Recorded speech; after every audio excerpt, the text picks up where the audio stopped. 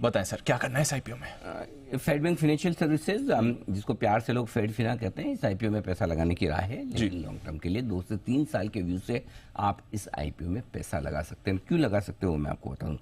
पहली चीज, क्या पॉजिटिव है, बहुत सारे पॉजिटिव्स हैं, उनमें सबसे बड़ा पॉजिटिव तो एक इनका पेरेंट जो है, इनकी प्रमोटर कंपनी जो है फेडरल बैंक है, one of the most reputed private bank. तो उसमें सबसे बड़ी बात यह है कि उसका फायदा मिलता है। दूसरा, जो इस कंपनी का मैनेजमेंट है फेड फिना का, वो बहुत ही अनुभवी मैनेजमेंट है।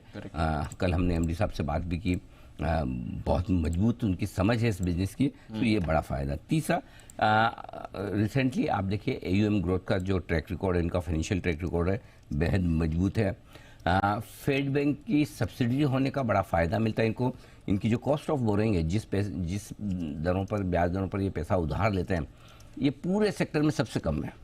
अच्छा, मतलब हाँ, बोरोइंग के मामले में बड़े मजबूत है। ये तो बढ़िया है। और उसकी वजह ये कि जो भी उधार देता है वो ये मान के चलता है कि फेडरल बैंक की कंपनी को या फेडरल बैंक को इनडायरेक्टली उधार दे रहे हैं। करेक्ट। तो वो बड़ा फायदा मिलता है। वो पेरेंटेज, अच्छा पेरेंटेज होने का बड़ा फायदा मिलता है।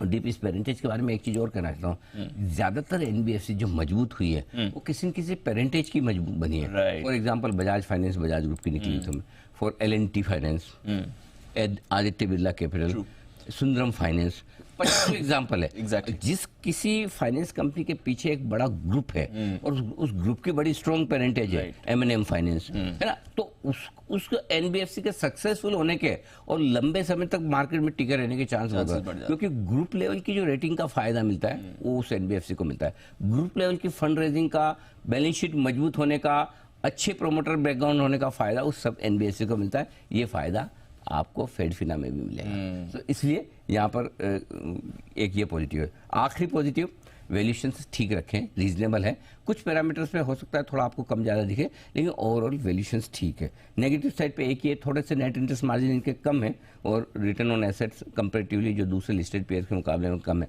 मुझे लगता है दीप की इस स्टॉक में पोटेंशियल है कि 3 साल में डबल होने जितनी ताकत रखता है ऑलमोस्ट।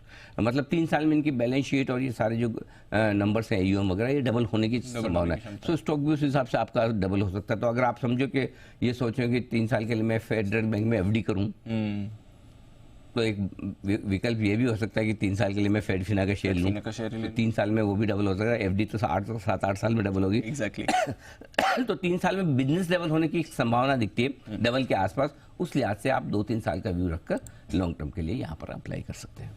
Got it. तो लॉन्ग टर्म के लिए अप्लाई करिए फेड फिना या फेडरल बैंक फाइनेंशियल सर्विसेज। ये अनिल जी की राय आ गई। तो सारे आईपीओ आपके लिए कवर हो चुके हैं और टाटा टेक से भी जुड़े जितने भी आपके सवाल थे उस पर भी आपको क्लैरिटी मिल चुकी है।